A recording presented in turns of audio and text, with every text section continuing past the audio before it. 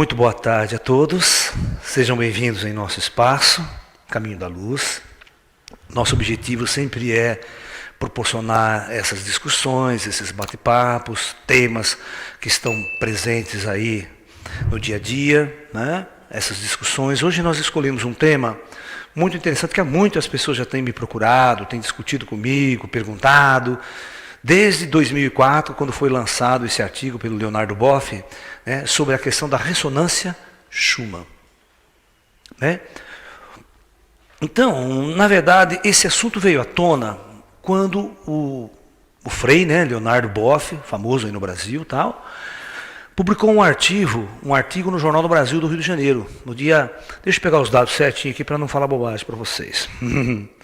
Né?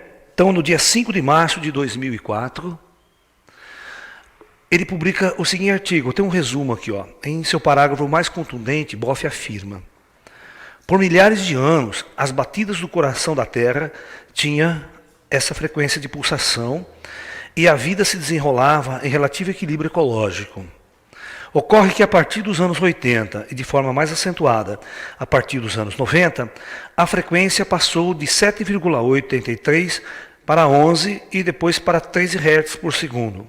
O coração da Terra disparou. Coincidentemente, desequilíbrios ecológicos se fizeram sentir. Perturbações climáticas, maior atividade dos vulcões, crescimento de tensões e conflitos no mundo e aumento geral de comportamento desviante das pessoas, entre outros. Devido à aceleração geral, a jornada de 24 horas, na verdade, é somente de 16 horas. Portanto, a percepção de que tudo está passando rápido demais não é ilusória, mas teria base real nesse transtorno na ressonância Schumann. E esse artigo segue. Então, tem 3 pontos importantes no artigo de Leonardo Boff, né? Que eu não sei especificamente se... É com 2 F, né? Da onde ele tirou isso? Eu andei pesquisando muito para saber qual que é a fonte do Leonardo Boff. Não consegui encontrar. Da onde foi que ele tirou essas afirmações, esses dados, essas questões todas? Né? E é engraçado que a internet tem uma coisa muito interessante, né? Surge um artigo como esse, depois milhares de outros sites é a cópia desse daí. Ninguém é original, ninguém cria uma discussão, ninguém faz um debate original. Aí, é claro, a gente vai pesquisar em sites científicos, né, essa discussão, cientistas falando sobre o assunto. Então, nós vamos colocar para vocês aqui, como eu sou um físico, essa é minha área, então nós vamos estar colocando os 2 lados para vocês analisarem e chegarem às conclusões próprias, ok?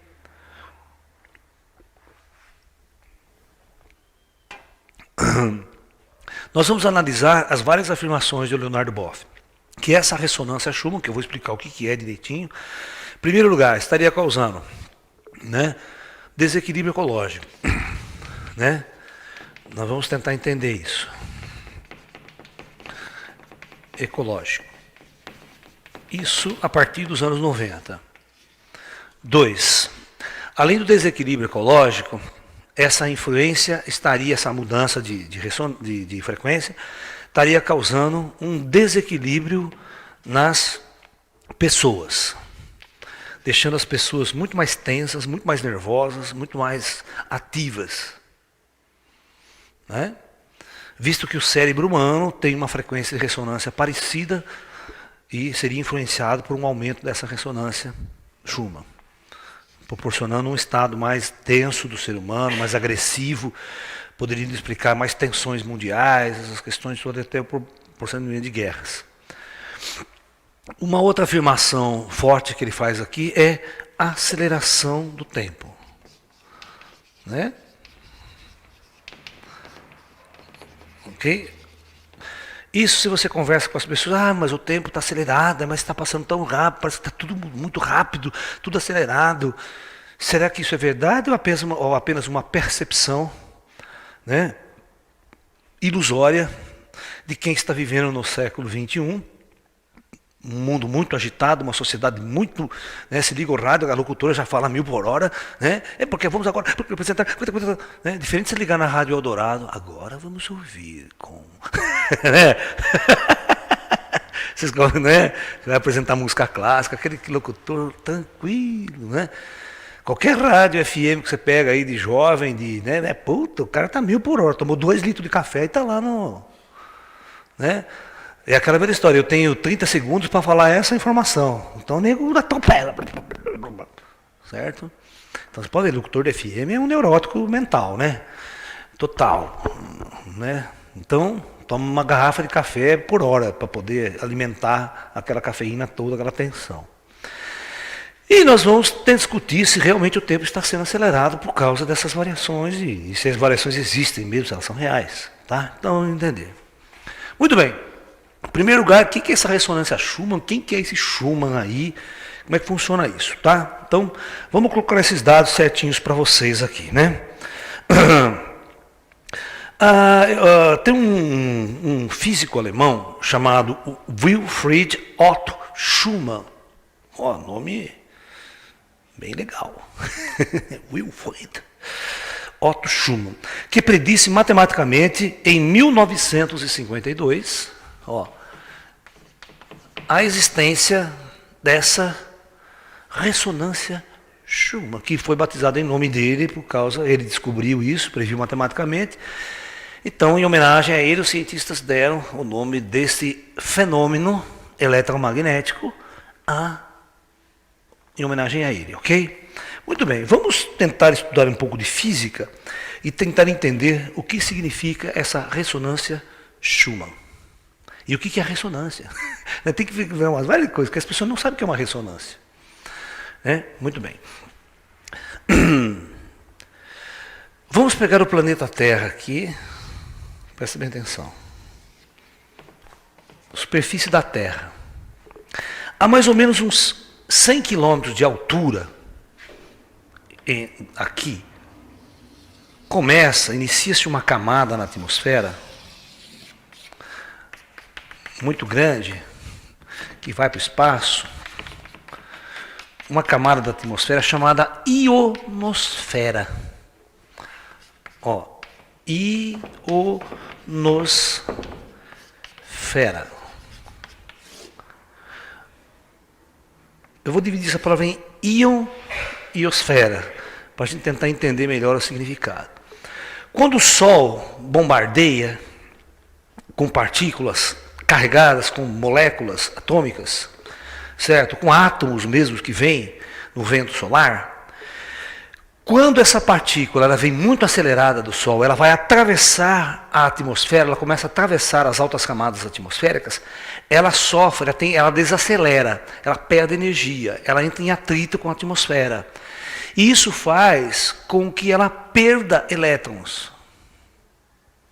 E quem estudou química sabe que todas as vezes que um átomo perde um elétron nas suas camadas mais externas, esse átomo fica ionizado. Entendeu? Então, esta é uma camada na atmosfera que tem muitos íons, ou seja, átomos ionizados. Por isso é chamado de ionosfera.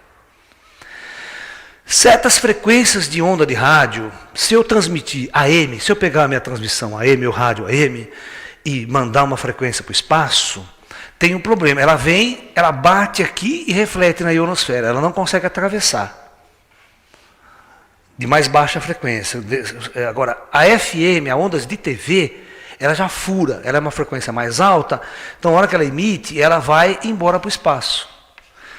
Por isso que se você chegar agora, ligar seu radinho AM, certo? Você vai pegar a estação do Japão, você pega a estação da Rússia, você pega a estação da Europa, não é por como. E mesmo na década de 40, os primeiros rádios, não existia satélite. Você escutava Japão, você escutava rádio, de toda parte do mundo. Por quê?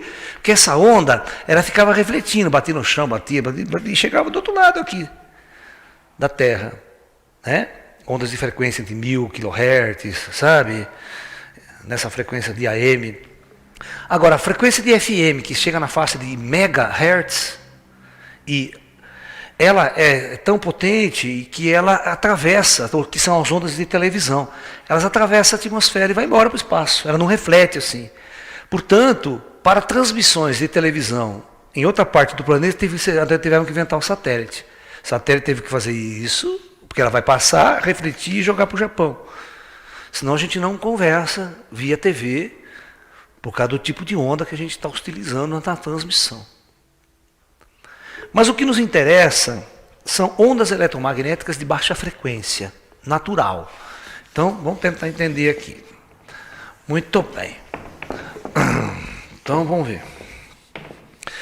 Esse cara, ele percebeu que o campo magnético gerado pela Terra, em relação à ionosfera, criava uma coisa muito interessante, criava um capacitor esférico. Quem sabe o que é um capacitor? Quem estudou um pouco de eletrônica, física no colégio, sabe que a palavra capacitor, ela vem, né? Ela armazena energia elétrica. Então a coisa funciona mais ou menos assim. O capacitor mais conhecido que a gente tem é o de placa. Você tem uma placa aqui, você tem um condutor, um fio aqui, né, que você bota uma tensão, pode ser positiva. E aqui tem uma outra placa, ele continua aqui e aqui negativa. Entre esse espaço aqui pode ter o ar ou pode ter algum elemento isolante. Né? Então entre essas duas placas aqui, você tem um campo elétrico, né, induzido aqui. E esse campo elétrico, né, armazena energia. Os capacitores armazenam energia elétrica. Você submete numa tensão, ele é como se fosse uma bateria. Ele armazena para depois descarregar. Ok? Então, o campo elétrico, porque existe um campo elétrico aqui. Um capacitor esférico ou cilíndrico, você pode ter esférico ou cilíndrico. Tá? No caso da Terra é esférico. Um capacitor cilíndrico seria um capacitor assim. Ó. Eu tenho uma placa aqui. Tem uma outra placa aqui, ele é comprido assim, ó, né? Aqui é um tubinho que vai para lá também, como se fosse uma pilha comum. Aí você teria esse espaço aqui, um elemento isolante. Geralmente a gente tem muito nos aparelhos eletrônicos, a gente tem o cilindro, aquele tubinho assim, né? São os capacitores cilíndricos que ficam na fonte, geralmente, queima, está aquele cheiro fedido, porque tem um óleo dentro dele. A parte isolante, que é um tipo de um óleo, sabe? Então quando ele queima, ele entra em curto, aquele óleo ferve, até sai para fora do estufa, ele sai para fora, tá aquele cheiro, aquela fumaceira, quando queima a fonte de amplificador, de potência. Né? Porque eles armazenam, eles vão fazer exatamente o papel de equilíbrio dessas fontes. E um capacitor esférico seria exatamente uma esfera redonda e uma outra esfera ao redor. Ok? Com material praticamente, vamos supor, isolante entre elas. É o caso do planeta Terra. O planeta Terra cria, na verdade, então existe um campo elétrico, uma diferença de potencial, segundo os cientistas, da camada ionosfera. Aqui, mais ou menos, tem uns 50 quilômetros isso aqui, ó, mais ou menos, tá? De altitude para começar a ionosfera. Cria-se um campo elétrico esférico, um campo elétrico, ok? Que sempre vai ser eletromagnético, e esse campo elétrico tem uma diferença, segundo os cientistas, de 50.000 volts. A diferença de potencial entre esses dois pontos. Né? Então, mas, tudo bem. Aí, existe o campo eletromagnético, uma onda eletromagnética, olha que interessante. Se você jogar uma onda eletromagnética de baixa frequência, rolando na atmosfera aqui, o fato dela bater na ionosfera, né, e não poder sair, ela fica presa aqui. Ela fica andando aqui, ela pode refletir, bater, mas ela fica presa. Ok? Vocês sabem o que é uma onda estacionária? Já ouviu falar em ondas estacionárias? Então, você quer ver, vou tentar explicar. Se eu não explicar esses detalhes, vocês não sabem o que é a ressonância Schumann. Vou pegar uma corda de violão. Está esticado aqui uma corda. Se eu bater nessa corda, ela começa a vibrar. Ela faz isso aqui, ó. Ela começa, certo? O fato da corda estar esticada com uma certa tensão específica, quando eu bato nela, ela oscila numa frequência característica daquela corda, é onde que ela entra em ressonância. No caso do violão e todos os instrumentos musicais, presta atenção, todos os instrumentos musicais são afinados para que essa onda seja igual para todos, então todo mundo possa tocar e não está desafinado.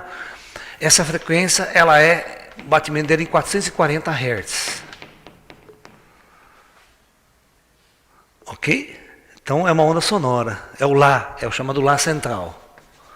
É o Lá. Claro que as outras cordas vão ter outras frequências, mas o Lá central é por ela que você afina todas as outras.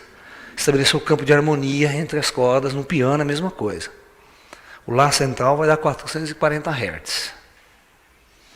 Ok? Então, uma onda estacionária é exatamente isso. Ela tem duas partes, ela fica estacionada aqui, vibrando. Porque a onda seria a onda que ela vai embora, né? Vocês têm a ideia de pegar um lago, você bate, a onda vai embora, né? Ela não está estacionada. Aqui, o fato de ela estar presa nas duas pontas, ela fica estacionária. Ela fica, na verdade, quando você bate, a tendência é a corda ir. Ela vai e volta, ela fica indo e voltando. Como o comprimento da corda é fixo, e a frequência característica que cabe aqui é uma só, basicamente uma, então ela fica em ressonância, ela fica ressonando. Inclusive, se você bater ela, filmar, você vê ela fica, você vê até essa curva bonitinha dela aqui, porque ela está estacionada em ressonância. Ressonante significa que ela aumenta a vibração. Escrever uma ressonância é assim, eu tenho uma frequência assim, ó, fazendo esse som aqui, ó. Se eu jogar uma frequência igual, de mesma amplitude e tudo, quando ela se soma, ela faz ela amplia, ela dá essa ampliação. Ressonância é sempre essa ampliação. Uma flauta é uma câmara de ressonância. A hora que eu assopro, o tubo começa a vibrar. E se você botar energia ali, é perigoso quando entra em ressonância, porque ele vai alimentando e crescendo cada vez mais essa força, essa energia, em termos de potência. Foi o que destruiu aquela ponte de Tacoma, né? A ponte de Tacoma que os caras fizeram lá, bateu o vento, ela ficou que nem uma minhoca, assim, deu uma ventania mais forte, ela quebrou inteira e desabou, por entrar em ressonância. As ondas, quando elas recebem energia construtiva, elas vão entrando em ressonância e elas vão vibrando. Você quer ver um típico caso de ressonância? Eu posso até brincar com vocês e fazer isso agora. Se eu chegar com esse microfone meu perto da caixa acústica, ela vai dar vou dar aquele puta subiu que arde a orelha. Significa o seguinte, o som ele vai se realimentando, ele entra uma vez na caixa, o microfone, ele vai fazendo assim, e com a frequência a mesma, a potência vai subindo, a ponto de ele se autoalimentar e dar aquele, os agudos, os harmônicos da minha voz, que são mais agudos, eles você tem que sair correndo para cortar o som, porque estoura a caixa acústica. Se der ressonância no grave, na frequência baixa, estoura o grave. Porque o alto-falante não aguenta essa realimentação de potência, muita potência. Isso se chama ressonância, entra em ressonância aquelas frequências. Ela se autoalimenta. Muito bem. E aonde que isso aqui caberia aqui dentro da Terra? Deixa eu desenhar tudo de novo, porque senão fica muito bagunçado aqui. Então vamos pegar o planeta Terra redondo, a ionosfera. Muito bem. E aqui é a ionosfera, tá? Essa camada aqui para cima é a ionosfera. Então veja bem, se eu jogar uma onda aqui, eletromagnética, ela vai oscilando. Só que a Terra é redonda. Chega aqui, ela se fecha. Você imagina, é uma corda, mas uma corda que ficou, certo? Ficou fechada, esférica. Tá certo ou não? É a mesma corda, só que as duas pontas dela vai se unir no mesmo ponto. Né? Então quando eu vibro aqui, ela começa a vibrar. Ok? Muito bem. O que vem a ser frequência de uma onda? Porque toda onda, ela tem várias características. Ela tem altura, que a gente chama de amplitude. Ela tem comprimento de onda, que vai de um pico a outro, ou desse ponto a esse ponto. Esse tamanho que a gente chama de lambda, o comprimento da onda. E temos uma coisa chamada velocidade da onda, a velocidade com que a onda se propaga no meio. Claro que aqui não existe uma corda. Aqui, a própria onda eletromagnética que caminha no próprio vácuo, ela cria como se fosse uma integração, ela entra em ressonância porque ela está estacionária. Ela está estacionária aqui dentro e ela vai sendo alimentada de energia e ela começa a entrar em ressonância. Ok? Muito bem. Mas a frequência de uma onda é exatamente... geralmente a gente costuma chamar o seguinte, é o comprimento, que é o seguinte, quantas vezes essa onda sai na unidade de tempo. Por exemplo, se eu vou emitir, eu estou num lago assim, eu dou uma batida assim, sai uma ondinha. Depois eu dou outra batida, sai outra ondinha. Então, aí a frequência é quantas ondas estão sendo produzidas por segundo. Vocês estão me entendendo? Então, se eu ficar assim, cada segundo eu bato 4 vezes, tum, tum, tum, tum, tum, em 1 segundo, é 4 Hz. É 4 ondas por segundo que eu estou mandando. Então, isso é frequência. É a mesma coisa, você fala assim, com que frequência você vai à escola? Né? Eu vou 7 vezes por semana, 5 vezes por semana. Esse por semana é tempo. Então, a frequência, né, é quantas vezes você faz alguma coisa... por segundo. O caso da unidade de tempo que nós estamos usando aqui é o segundo. O Hertz é segundo. Então, a unidade de frequência medida no Sistema Internacional de Unidades, né, é o Hertz, que é, na verdade, 1 sobre segundo. Ou seja, segundo é menos 1, ou 1 sobre segundo. Tá? Muito bem. Então, qual que é a velocidade da luz de uma onda eletromagnética? Toda onda eletromagnética ela se propaga no vácuo a 300 mil quilômetros por segundo. Perfeito? Então, olha que coisa interessante. Vamos fazer uma continha aqui. Que mágica que nós estamos criando aqui para vocês entenderem. A velocidade da luz ou das ondas eletromagnéticas no vácuo é 300 mil quilômetros por segundo. Eu vou perguntar para vocês, qual que é o comprimento da circunferência da Terra? Ou seja, se tivesse uma corda, qual seria o comprimento dessa corda? Praticamente a nível da altura da Terra, aqui para ficar fácil a conta. Isso, 40 mil quilômetros.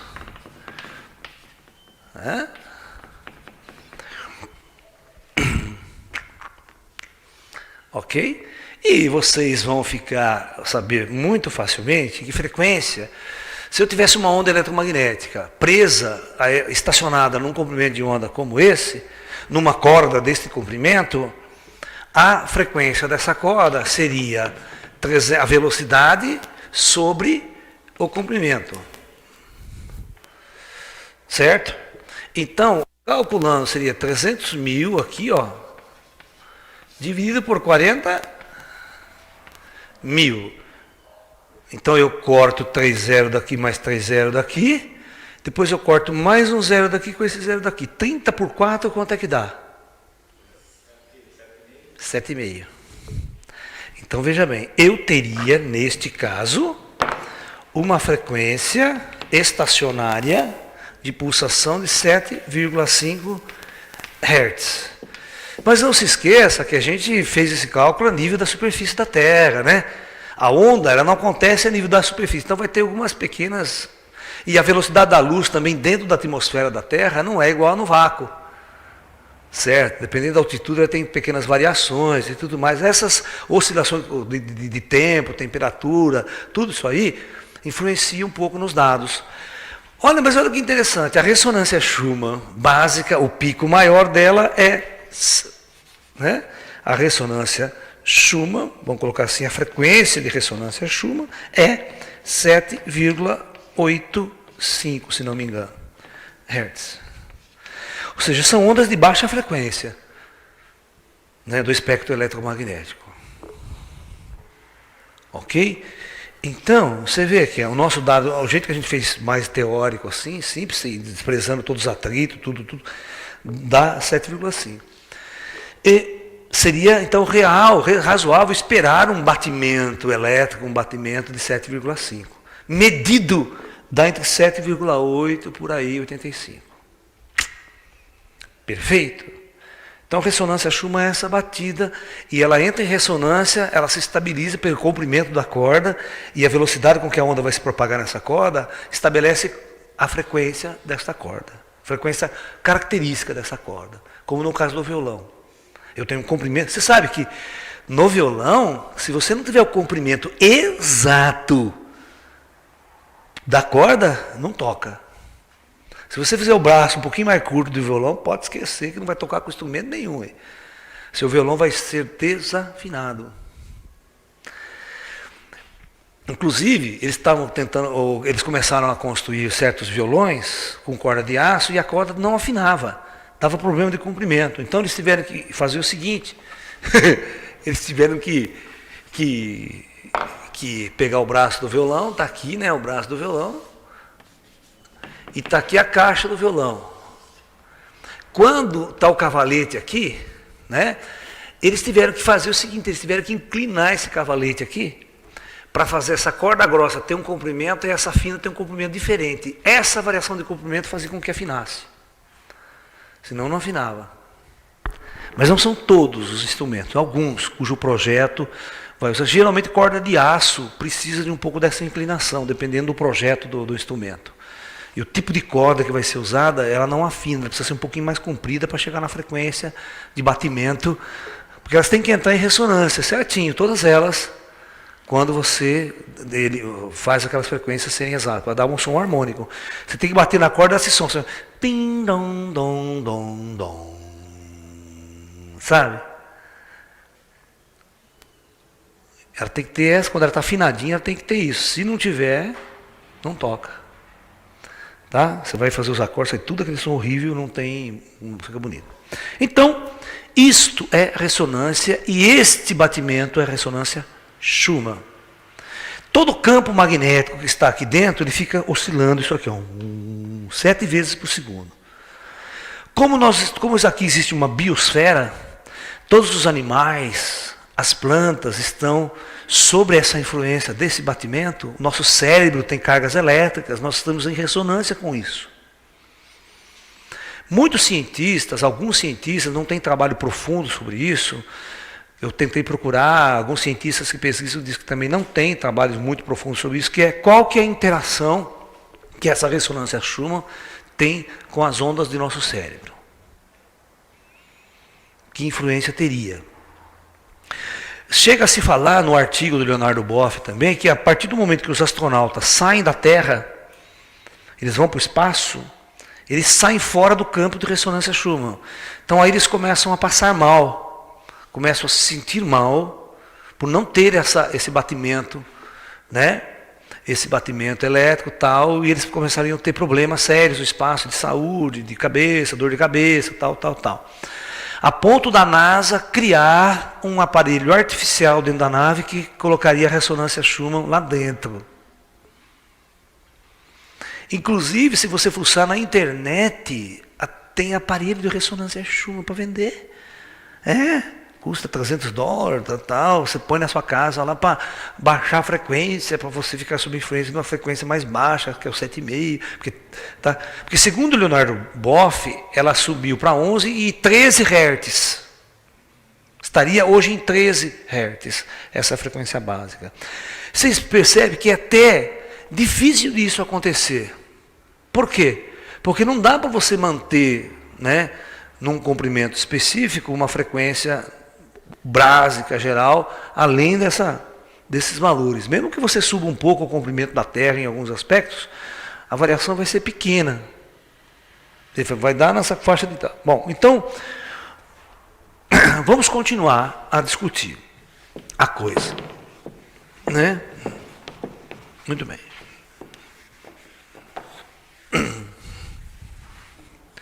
Então agora você sabe o que é ressonância Schumann.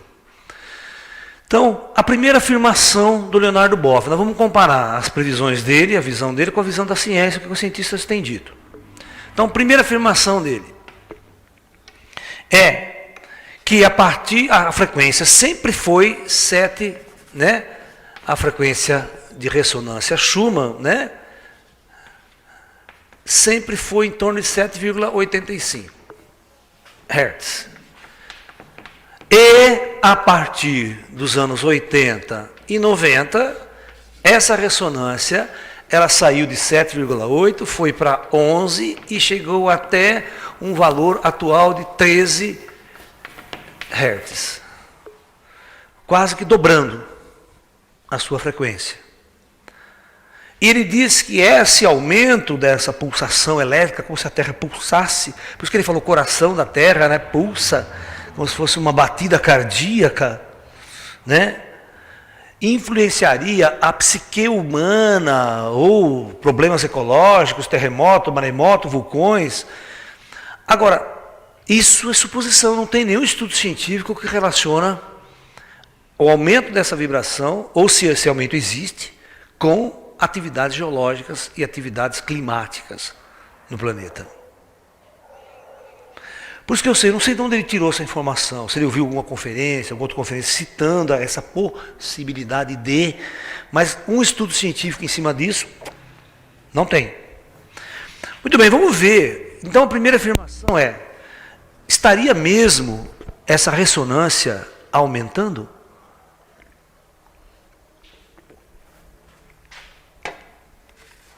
Quando você faz um gráfico, deixa eu pegar aqui, da ressonância Schumann ao longo do tempo,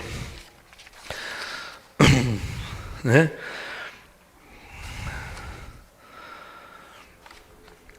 Geralmente, se você fizer um gráfico,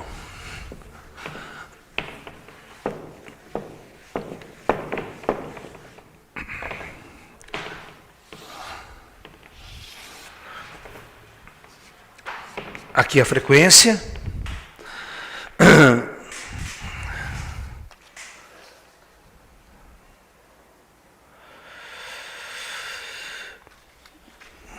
variando de 0, né? Vamos colocar aqui vamos deixar aqui 30. Então os cientistas começaram a perceber que essa frequência, que esse batimento, né, ela começava a oscilar aqui. Quando chegava nesse ponto aqui em 7,8, ela tinha um pico. E aí ela continuava e ela passava a ter outros picos harmônicos, que nós chamamos, não de tão intensidade quanto 7,8, mas ela tinha um pico, segundo alguns cientistas, esses picos aconteceria, né? Deixa eu ver aqui. Em 14, estaria 14, né? 20 e assim por diante. 20 aqui, 26, 36, 39 e assim por diante. Ou seja, não existe uma ressonância somente numa única frequência. Existe algumas de menor intensidade em outros pontos. Isso é fatídico, isso é medido. Eles medem agora, você vai lá. Mas esse pico maior hoje está lá.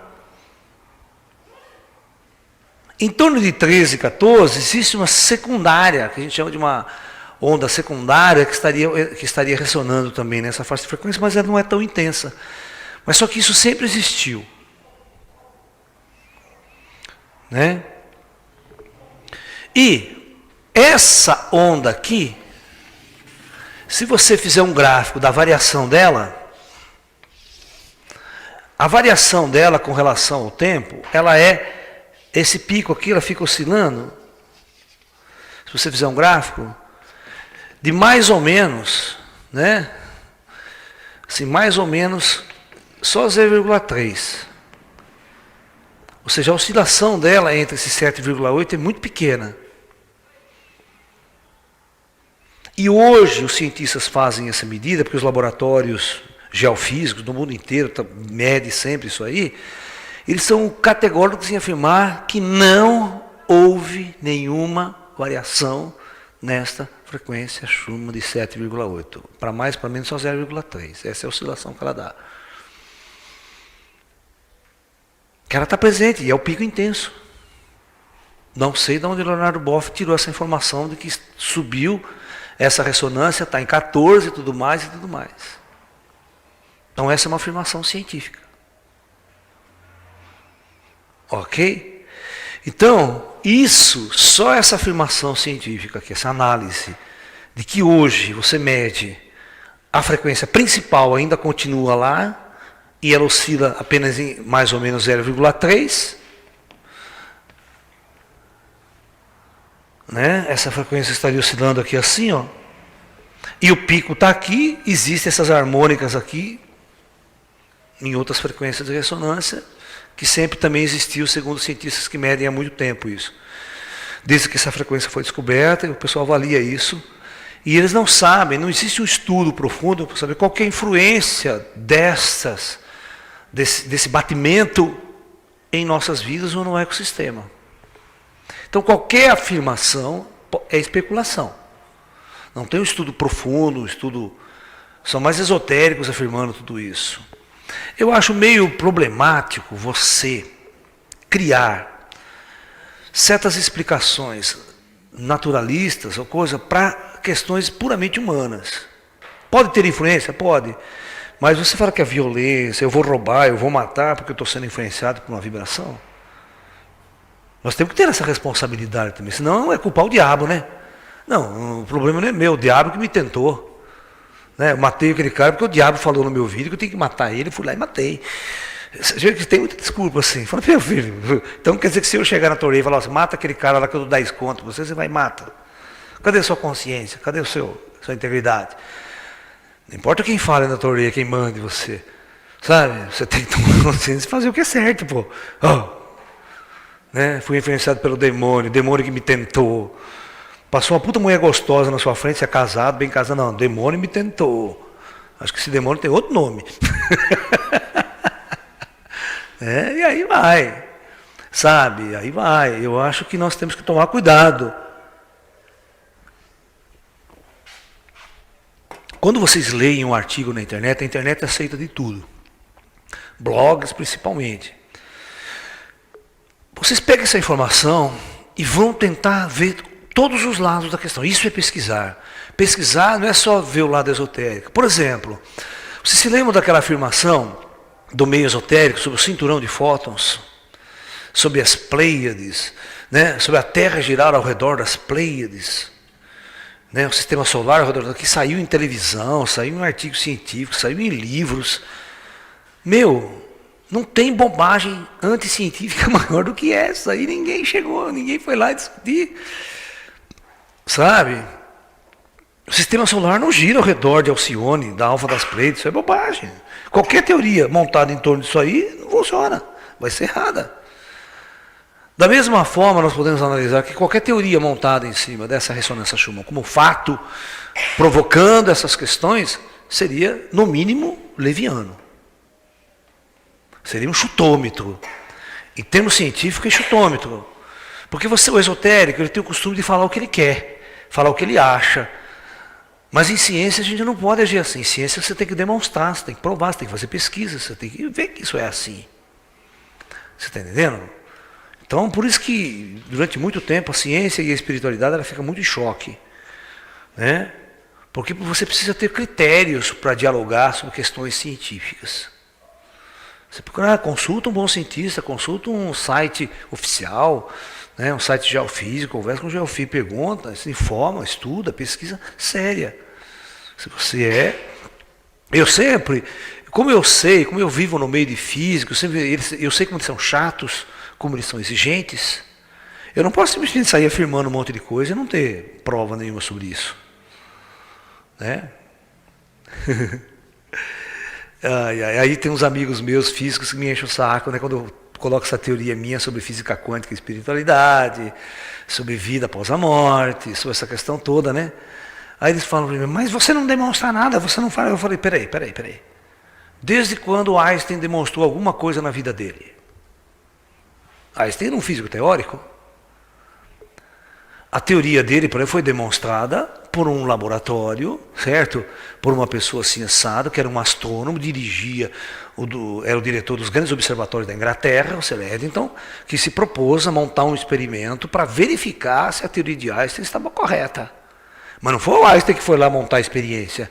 Primeiro porque Ele não é um físico experimental, ele não sabe montar equipamento, montar aparelho, não é a área dele, não é praia dele, ele é um físico que constrói teorias. Agora, quando você tem os físicos experimentais, são geralmente técnicos em eletrônica, conhece tudo, tem uma equipe que tem engenheiros eletrônicos, tem isso, tem aquilo, é uma equipe, é uma multidisciplinar. E aí eles montam, né, equipamentos sofisticados, montam um experimento para verificar determinadas coisas, e tudo isso é muito dinheiro gastoso. No meu caso, eu cheguei assim para eles, porra meu, vocês nunca levantaram a bunda sua salinha aí de físico, desse seu laboratório dentro da universidade, que pesquisa coisa que não tem nada a ver com isso que nós estamos falando, e foi no centro espírita? Então isso é chamar Chico Xavier de o maior charlatão da história.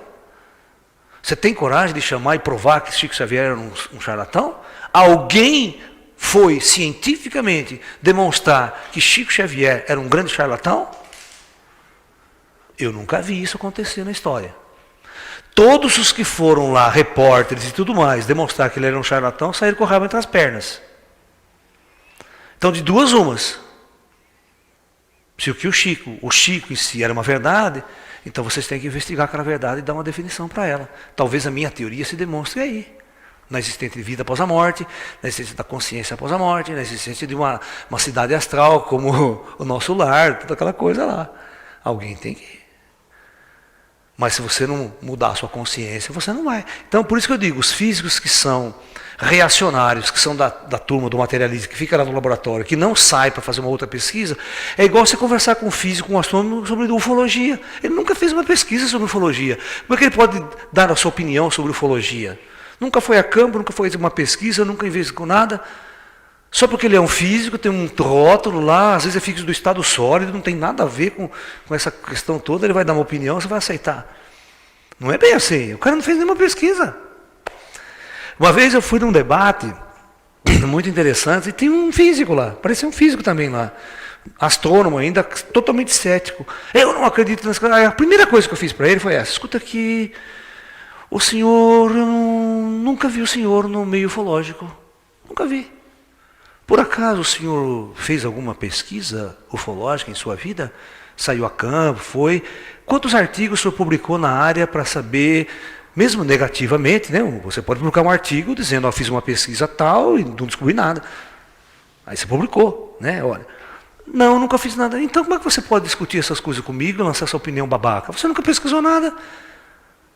Da mesma forma, eu jamais vou entrar na sua área, porque eu nunca pesquisei nada na sua área, mas eu estou há mais de 30, 40 anos pesquisando.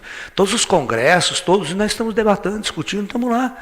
Já trouxemos físicos, astrofísicos da NASA, que trabalhou para a NASA, tudo. Até astronautas veio falar com nós aqui em congressos. E você nunca viu isso?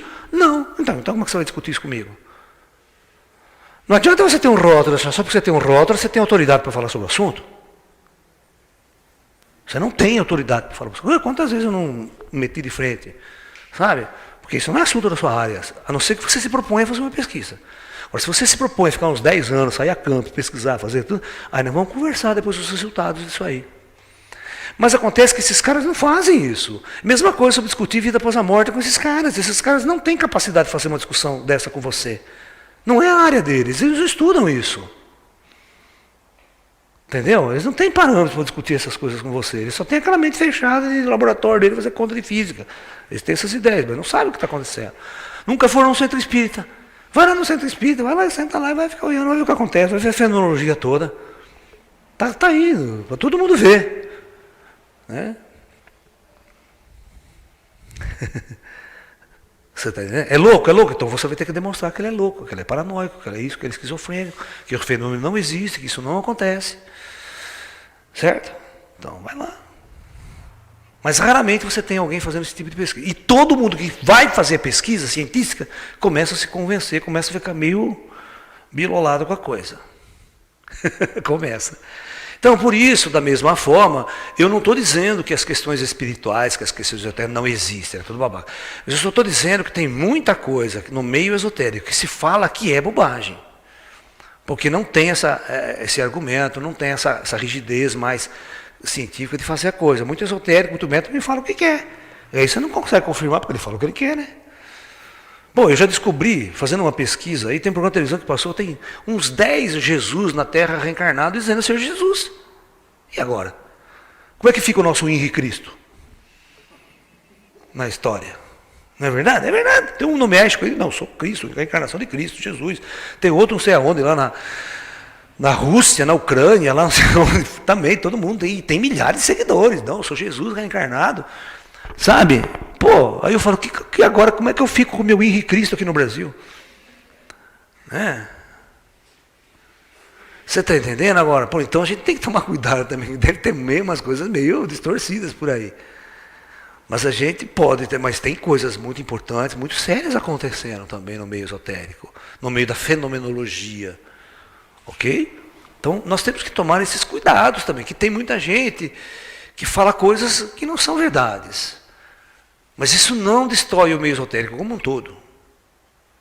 Você está me entendendo? Então a gente tem que simplesmente fazer uma pesquisa, fazer uma coisa séria e tudo mais. Né? Tanto qualquer meio do que a gente chama de meio esotérico, tanto do meio ufológico, do meio espiritualista, do meio espírita, todos esses fenômenos eles estão aí para serem investigados e pesquisados. Basta que os cientistas saiam das universidades e vão atrás da pesquisa, fazer uma pesquisa séria, procurando médiums sérios, certo? Fazendo esse trabalho. Eles vão começar a se convencer de que algo a mais existe. Ok? Muito bem. Então, continuando, uma outra etapa dessa nossa discussão é: o tempo está acelerado. Esse é o mais grave de todos.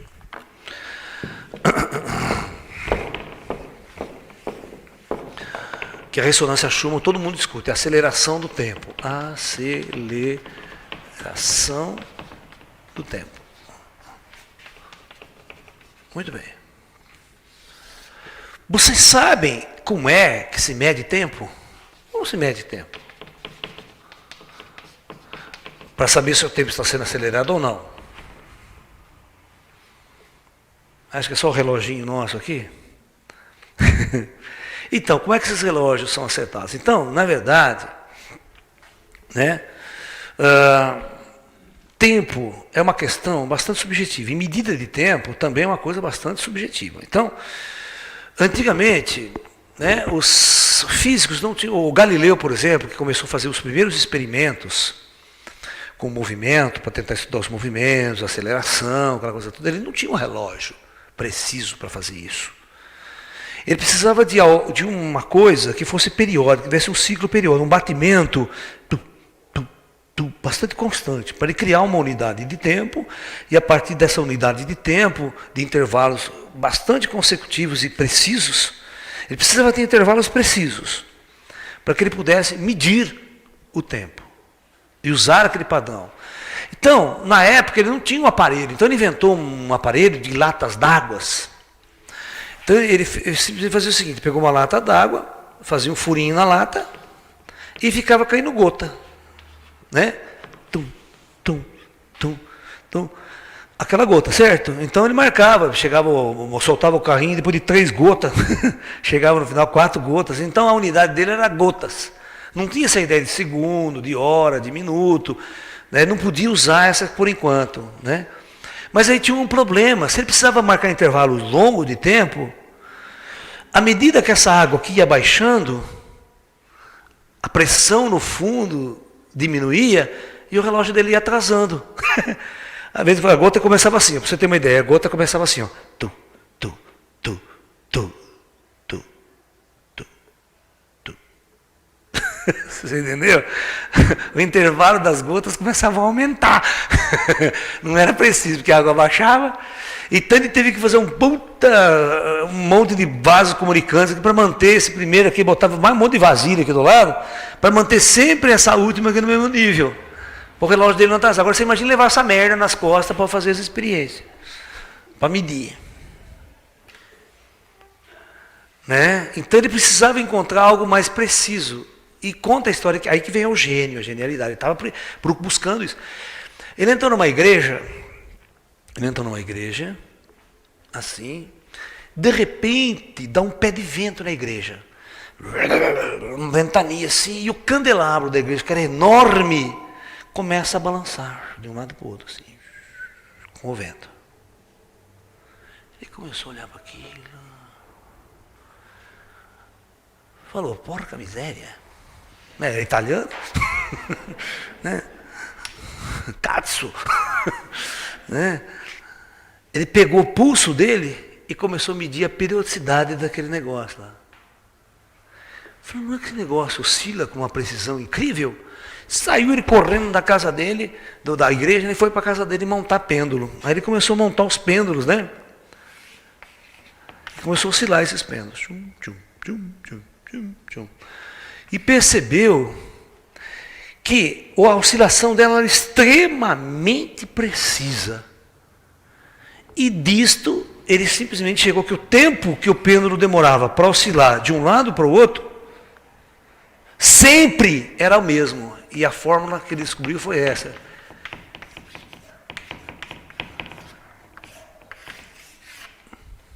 Só dependia do comprimento e da gravidade local. Não dependia do que você colocava aqui. Você poderia colocar uma coisa grande, pequena, maçuda, não interessa. A massa que você colocava aqui não interessava. Não dependia. E não dependia se você jogasse ele mais longe, se você fizesse assim, ó. Ou fizesse assim. O tempo para ir e voltar era sempre o mesmo. Então, é muito simples, né? Ele pegou esse movimento aqui, botou uma engrenagem, cada vez que batia aqui, pom. Cada vez que ele batia, virava uma engrenagem. E essa engrenagem, ele fez o sistema, fez o primeiro relógio de pêndulo. Preciso.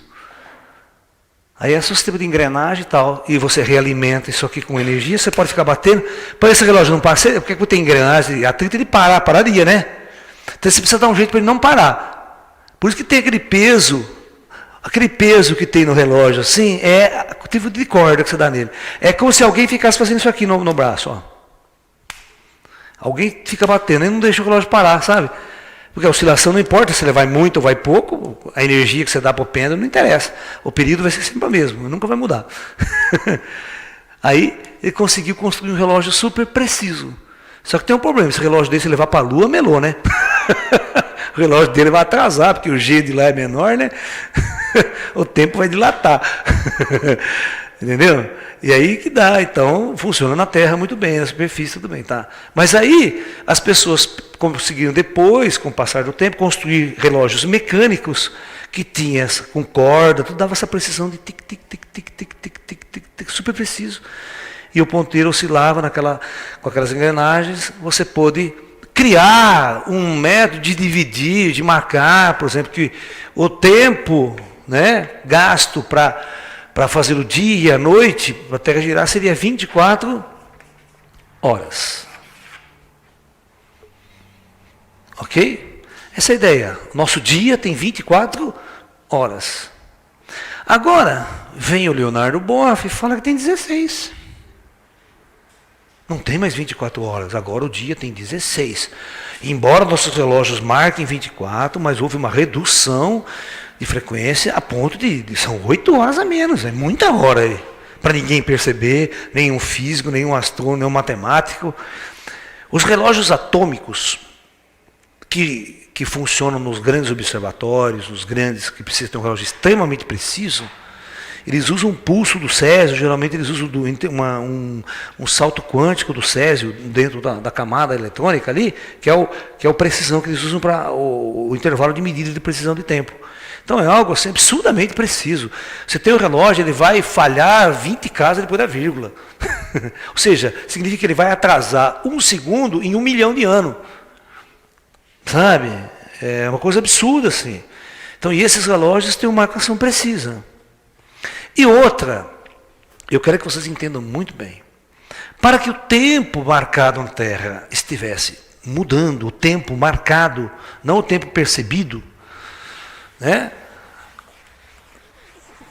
Teria que ocorrer uma série de variações na astronomia. Por exemplo, o ano, você tem o Sol aqui. O ano terrestre é marcado pelo movimento da Terra ao redor do Sol, ok? E o dia nosso é marcado pela rotação da Terra, a velocidade com que a Terra gira ao redor de si mesmo, ok? Então, muito bem. Então, está lá a Terra ao redor do Sol, ao redor do seu eixo. Movimento de rotação aqui.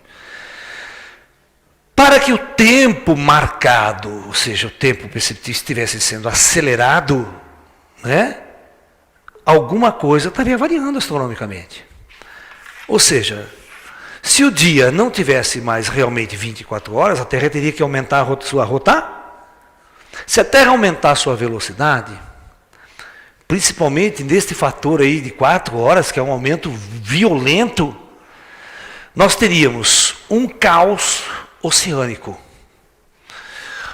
Porque não sei se vocês sabem, mas as ondas do mar, mesmo sem vento, aquela ondulação do mar é causada pela rotação da Terra.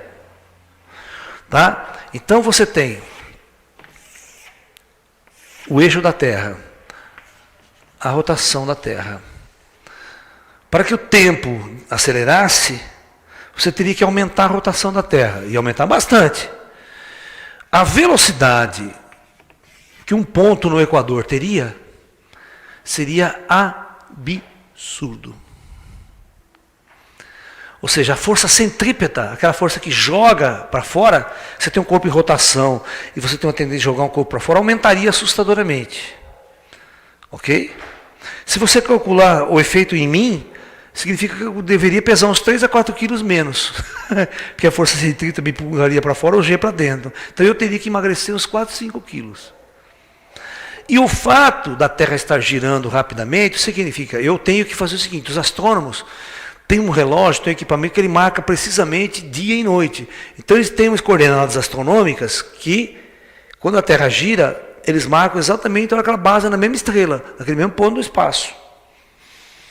A mesma coisa com a translação da Terra. O ano teria que ser reduzido também. Um ano não teria 365 dias mais. Ou seja, a Terra teria que estar acelerando.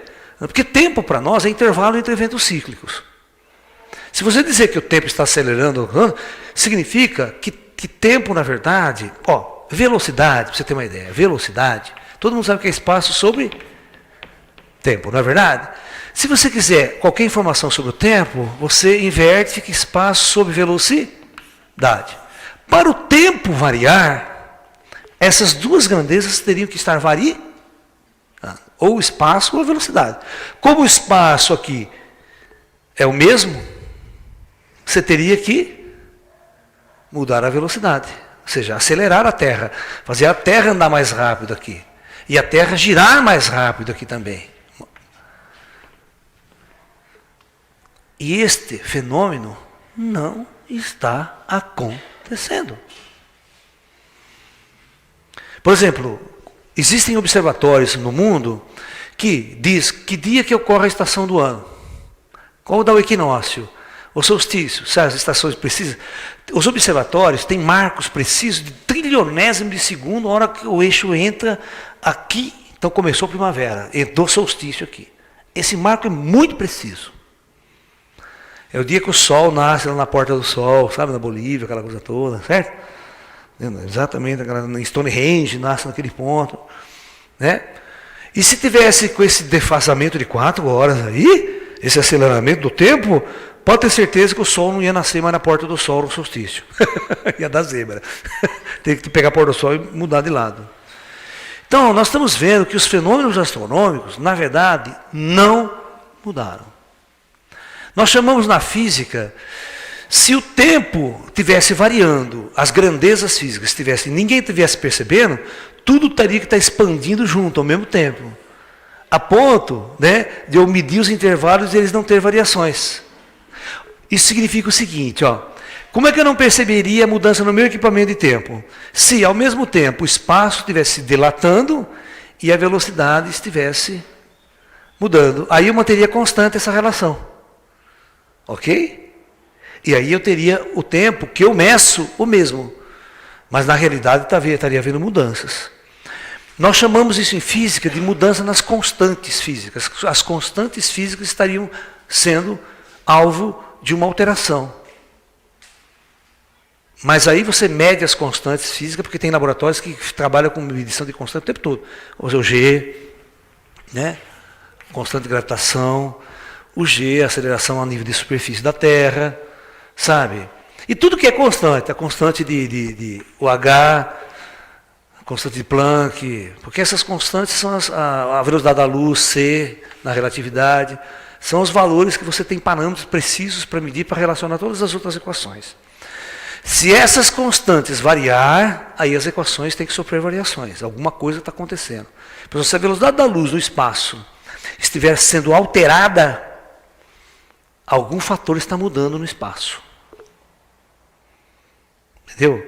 Se por algum motivo o espaço estivesse dilatando, por algum motivo que a gente não saiba, aí o tempo, a medida de tempo estaria sendo alterada.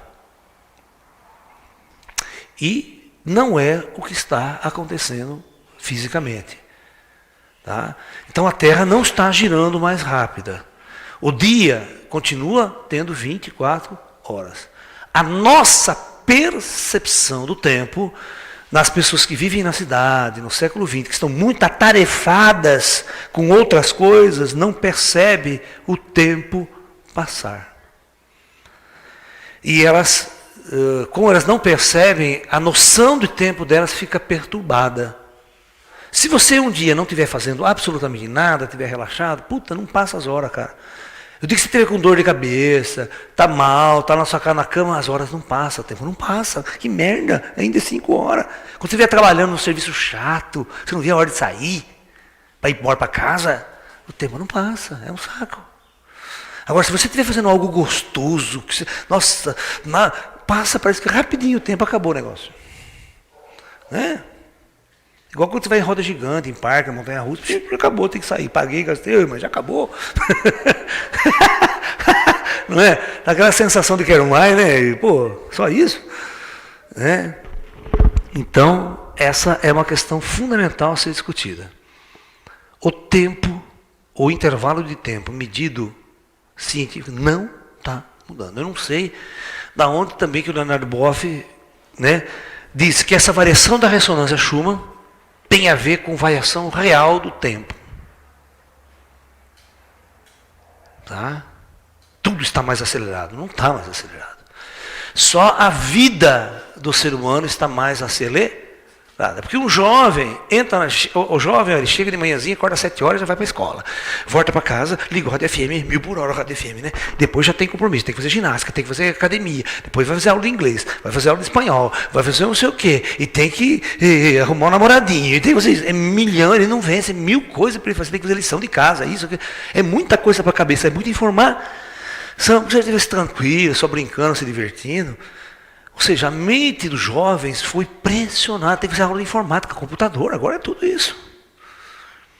Na minha época eu ia brincar para a rua, eu chegava da escola, largava, ia brincar, só voltava às 6 horas da tarde para casa, quando estivesse escurecendo, mas saí do mato aqui na vila. Mas o jovem de hoje ele é muito estressado, a civilização nossa é uma civilização estressada, é uma civilização que está a 1000 por hora, então a sensação e a percepção de tempo delas vai ser alterada. Mas não é algo real. Eu não consigo enxergar a ressonância Schumann como uma mudança real nas questões de espaço-tempo, que mediria os fatores de mudança de tempo, velocidade, a constante temporal. Ok? Então essa é a minha opinião. Posso desagradar muita gente. Mas eu, como esotérico, como espiritualista também, dialogando com os meus amigos espirituais aí, eles olham para mim e falam assim, não é físico? Se vire. O que você acha? É bom senso, tudo é uma questão de bom senso. Certo? Quando eu faço alguma coisa errada, eles me reprimem, falam, ó, pensa melhor. O que você acha? Discute melhor, vê. Você está entendendo? Não que eles cheguem a dar uma resposta clara para vocês, mandam você investigar, pesquisar, estudar. Você que tem que crescer. Você que tem que acordar, você tem que aprender a fazer. Senão eu não poderia chegar e explicar tudo isso aqui para vocês, né? Eu tenho que estudar, tenho que saber o que é isso aqui. O que é uma ressonância, o que é isso, o que é o fator de ressonância, papapá. Ok? Agora, essa é a realidade. Agora, se terremotos estão aumentando, se o clima está mudando, pode ser por outros fatores, pode ser. Eu assisti uma conferência no Jô Soares, um geofísico da USP, que foi esses dias no Jô Soares. O tema do debate dele, da apresentação do Jô, é assim: aquecimento global é uma fraude. Não existe. tudo invenção de governos, tudo invenção estrutural para manipular. O clima está mudando? Não, não está mudando. Você fala, poxa, mas hoje deu um frio desgraçado, mas vocês perceberam que sempre o cara coloca essa seguinte notícia para você: olha, o frio de hoje só fez em 1830. Pô, se 1830 foi, qual a diferença? O clima sofre realmente muitas alterações ao longo do tempo, tem muitos fatores. Mas se em 1830 não tinha aquecimento global, não tinha deu gelo, qual que é o problema então? Olha, a inundação aqui, a última inundação desse tipo que só aconteceu em 1940. Falei, pô, então, pior seria se nunca tivesse acontecido na história algo parecido. Mas vocês já perceberam que sempre houve algo parecido em tal época? Por exemplo, tem uma coisa muito interessante, que vocês assistem até o desenho, a Era do Gelo. Né? Nenhum cientista conseguiu explicar hoje por que a Terra entrou em gelo até o Equador. O planeta congelou de uma hora para outra. E ficou 10, 15 mil anos congelado. Sabe? O planeta começou a descongelar na época da Lemúria, na época da Atlântida. Isso que é engraçado, a Era do Gelo não pegou a civilização Atlântida. A civilização Atlântida ela vai chegar no seu auge, né, em 10 mil, 12 mil. Os cientistas não sabem direito qual época que realmente descongelou, o planeta aqueceu. Mas que o planeta gelou, gelou. Então, não tinha nenhuma indústria, não tinha nada lá atrás. Qual o fator? Nem humanidade tinha. Qual o fator natural que pode ter influenciado para causar um congelamento no planeta? Chamada Era do Gelo. Que teve muitas eras do gelo. Uma única explicação mais plausível é a Terra se afastar de sua órbita. Tem que ter vários fatores para a Terra esfriar. Certo? Mudanças de correntes marítimas eu acho pouco viável. Para causar um congelamento. Uma explicação mais lógica é o Sol. O Sol dá uma apagada. A quantidade de radiação solar que o Sol manda para o espaço, de uma hora para outra, por questões internas do Sol, ele dá uma diminuída. Porque o Sol não é uma estrela totalmente estável, a gente não sabe nada sobre o Sol. O Sol pode realmente dar um tremelique nele lá e cuspir, esquentar pra caramba. Né? Ou dar uma diminuída, variou 10, 12 graus aqui, já congela tudo. Né? Uma outra coisa que esse cientista falou. Esse aqui. Ele é contra tudo, essa coisa que está aí, né? Porque ninguém prova cientificamente, tudo fala, mas ninguém prova. Camada de ozônio. Que é a camada de ozônio que esse negócio do CFC? Ele falou, não, isso é tudo bobagem. CFC não destrói a camada de ozônio. Isso é uma jogada industrial, né? Uma jogada industrial, eles inventaram outro gás, esse carbono que a gente usa hoje. O CFC, na época, custava, ele falou assim, $10 o quilo. Né? Agora, esse outro que eles inventaram custa $150 o quilo. Então, vamos deixar de usar esse e vamos usar esse mais caro. Nós vamos ganhar muito dinheiro. Vamos inventar que senão está destruindo a camada de ozônio, lançar um movimento planetário, que todo mundo vai desativar a geladeira. Só que tem um problema, né? A sua geladeira, que funciona com CFC, não funciona com esse novo gás. Você tem que trocar todas as geladeiras. Todos os aparelhos de ar-condicionado. Mas não tem um buraco na camada de ozônio lá nos poros? Tem. Só que sempre teve. Ele vai, aumenta, diminui. Mesmo sem o ser humano estar lá. É que nunca existiu medidas, né? Segundo ele, nunca existiu medidas. 30, 50, 100 anos atrás no polo, né? Ninguém falou botar uma base na Antártida, certo? Para ficar pesquisando camada de ozônio. Não tinha satélite para ficar medindo e tal. O satélite, nós depois da década de 60, 70 que eu vou a satélites mais científicos, espaço, tentar medir as variações, muda um monte de coisa. Então, ninguém sabe como era lá atrás. O buraco podia existir desde a pré-história. Ele cresce, avança, mas lá no polo está lá, tal. Você está entendendo?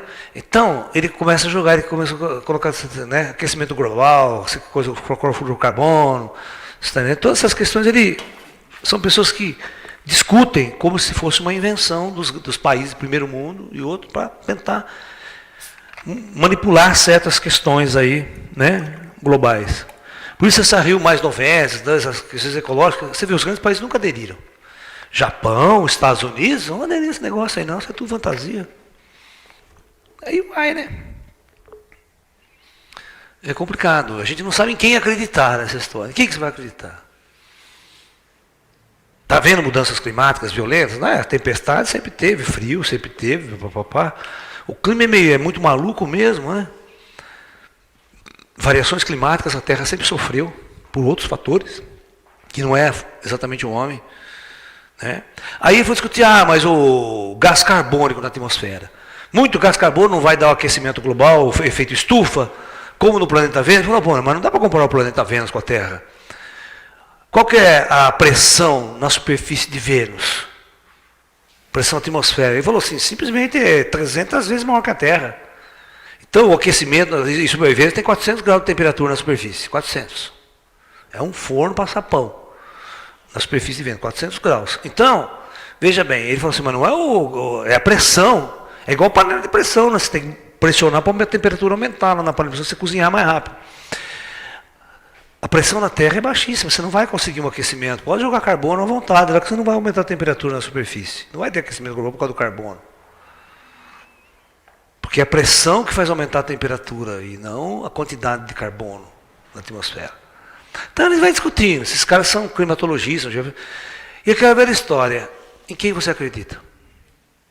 Porque neste mercado mundial existem interesses, cara. Existem muitas indústrias que criam interesses para vender produto. A indústria farmacêutica faz a mesma coisa. Cria doenças que não existem para vender remédio.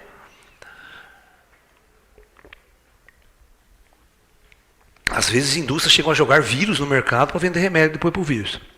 Precisa tomar muito cuidado. Joga uma gripe aí, agora gripe espanhola, gripe não sei o que aí, né? Gripe aviária, pô, da onde que vem? Todo mundo tomando remédio, vacina, comprando nos laboratórios, bilhões de dólares, o laboratório vendendo, que só ele tem. Às vezes só ele tem o remédio e ele joga o vírus, né? Que ele produziu no laboratório. Ele tem a contramedida, ele joga o vírus e joga o remédio depois. Fica bilionário, né? Então, nós estamos num mundo muito complicado, sabe? Muito complicado, de interesse, de multinacionais, de grana, máfia, bandidagem.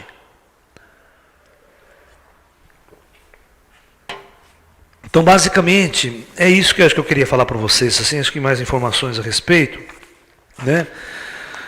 É essa, eu quero que vocês façam suas pesquisas, estudem, investiguem, vocês vão ver, né? Se o nosso mundo está mudando, se as certas variáveis estão mudando, elas são muito mais cósmicas do que a gente possa imaginar. Pode haver grandes terremotos em massa, disparo de terremoto? Pode, porque ninguém sabe nada sobre a estrutura geológica interna do planeta Terra, ninguém sabe nada sobre o Sol.